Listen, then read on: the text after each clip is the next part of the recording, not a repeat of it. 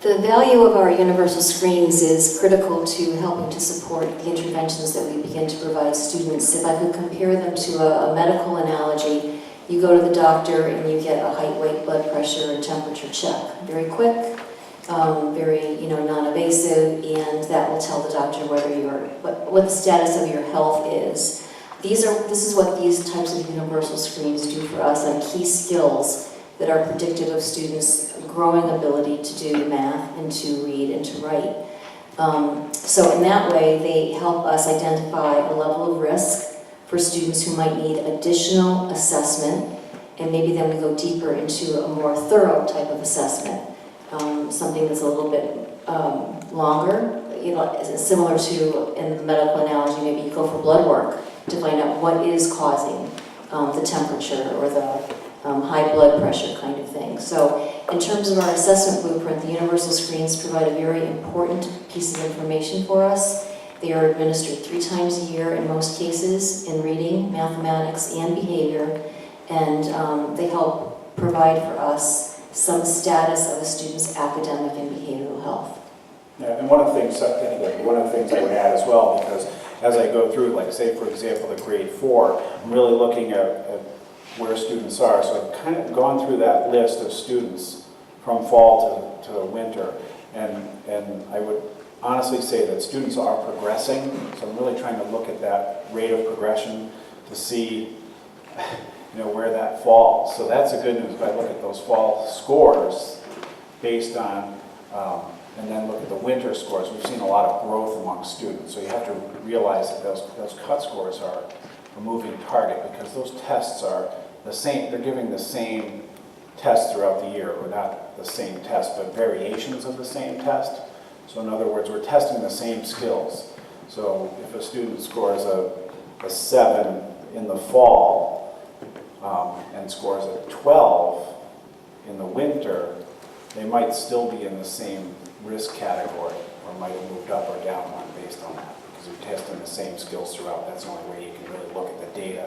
It doesn't change like our curriculum-based tests. For example, our math benchmarks are based on the unit that they're in. So these tests are not, they're static. And so, say for example, for all of the elementary computation and concept and applications, there's 30 variations of tests that test the same skills. Thank you. So that, no, that's okay. Ms. Sarn. You stress that these are just snapshots, a moment in time. That's it. What do you take data, either one of you, and follow that group of students? Like, it's nice to see what this 3rd grade group did now. Right. Do you ever look at that same group next year and the next year and the next year? I haven't necessarily done that with the screening data. You can do cohort analysis with the CMT data. So I've certainly looked at that through CT reports, and look at that cohort data that you can look at track grades throughout the grade. Okay, so I that's haven't done that necessarily with the benchmarks. So it would be more appropriate to do it with that other data, not this data? Yeah, in my mind it would. In my mind it would. Because they've done, with that cohort data, I mean, there's not, you can't just say, oh, they did this and they did this. So there's actually a lot of mathematics and formulas that they do that behind the scenes in the State Department to make sure that you're really looking at the right data, because those are all based on scale scores. And so there's a lot of things that have to go in as far as where the students fall in scale scores. So I have looked at student scale scores throughout the different grades and looked at some different cohort data like that. Yeah. I don't get all the scientific stuff, but what I'm wondering is you do follow not just a moment in time, but that particular group of students, and you can see that what you're doing is effective from year to year to year. That these graphs would look differently for each student group if we followed them. Looks like Mr. Morales wants to weigh in. I'm not sure. I'm not sure I understand, Michelle. I'm sorry. Okay. We actually use this data to help support and monitor the growth of individual students from every 4 to 6 week period. So students who might be flagged by a universal screen, if upon further diagnosis, an additional weakness is identified, then we administer what we call a standard protocol. Rocket Math, Great Leaps, there are certain programs that we have purchased to help support students building their strength in that area. And every 4 to 6 weeks, every week, we progress monitor them and to find out if they are making growth. If they are making sufficient growth, then we continue the protocol, we continue the intervention until they've reached a level commensurate with their peers or where they're expected to be. If they're not making progress, then we try a different intervention. So at the classroom level is where this information really helps support the types of programming that will move students to greater levels.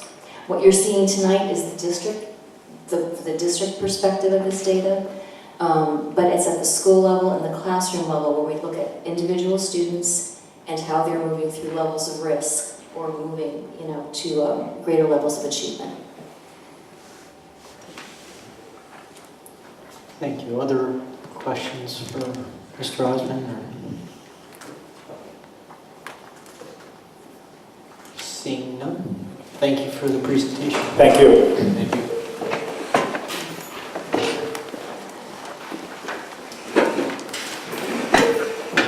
Okay, we're at item 5.7 on the agenda. Open choice seats declaration. Dr. Conway. Thank you very much, Mr. Gould.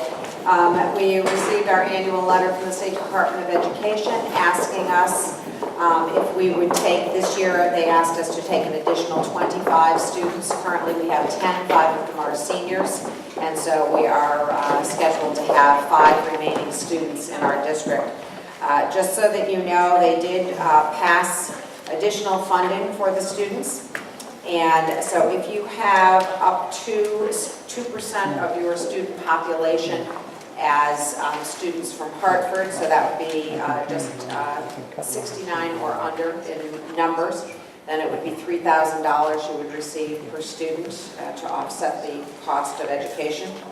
If you have 2% and up to 3%, so that would be between 70 and 103 students, then you would receive $4,000 per student. And if you had 3% or more of your student population made up of students from Hartford, then you would receive $6,000. So that would be 104 or greater based on our February 1 enrollment.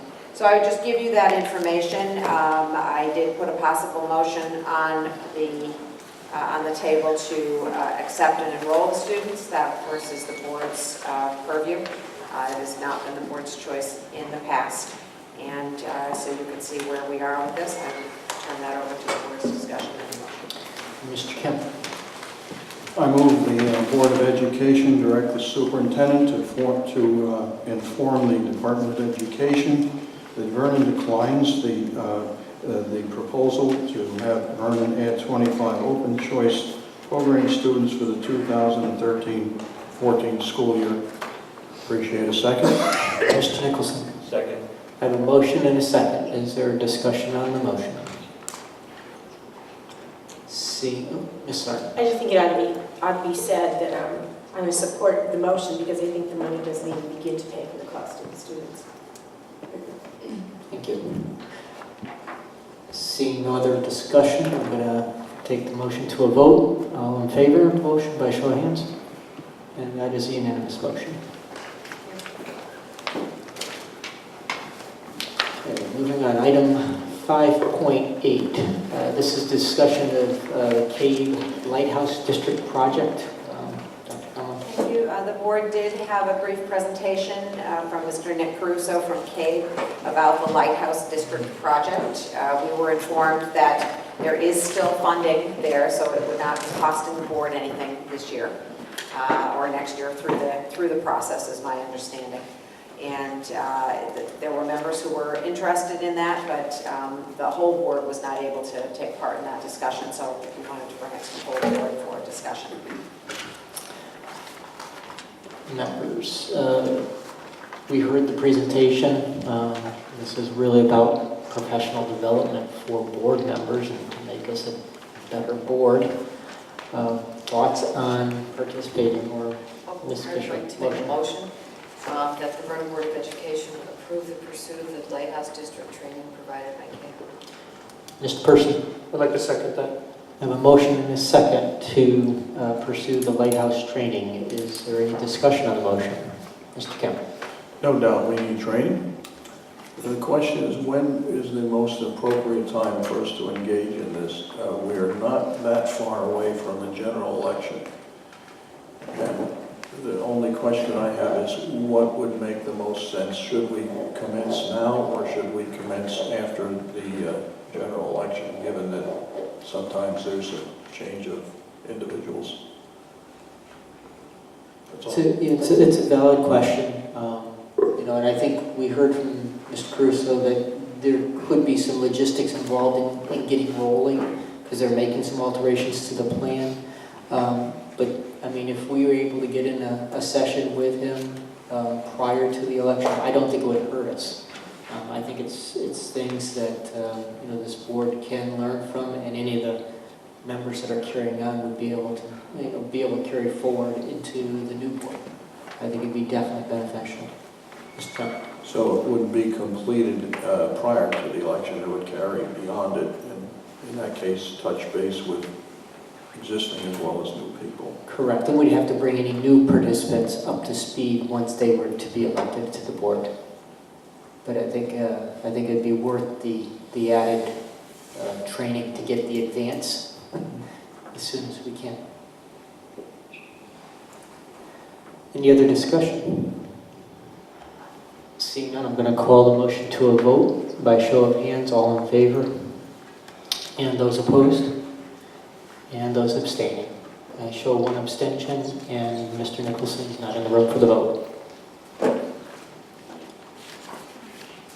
The motion does carry. Move on to